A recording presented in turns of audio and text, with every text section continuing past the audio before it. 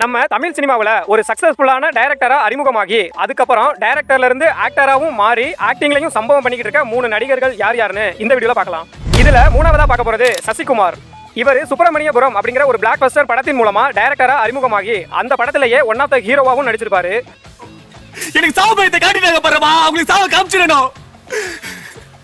உயிர் பிச்சை கேட்க விட்டா பரமா. அதுக்கப்புறம் நாடோடிகள், சுந்தர பாண்டியன் அப்படின்னு அடுத்தடுத்த படங்கள்ல ஹீரோவா நடிச்சு ஹீரோவாவும் மாஸ் பண்ணிருப்பாரு.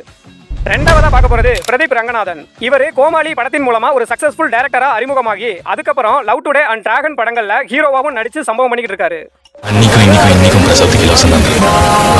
ஃபைனலா ஃபர்ஸ்டா பார்க்க போறது எஸ்.ஜே. சூர்யா. இவர் அஜித் நடிச்ச வாலி படத்தின் மூலமா ஒரு சக்சஸ்ஃபுல்லான டைரக்டரா அறிமுகமாகி நியூ, அன்பே ஆருயிரே, வியாபாரி போன்ற படங்கள்ல டைரக்டர் அண்ட் ஹீரோவாவும் நடிச்சிருப்பாரு.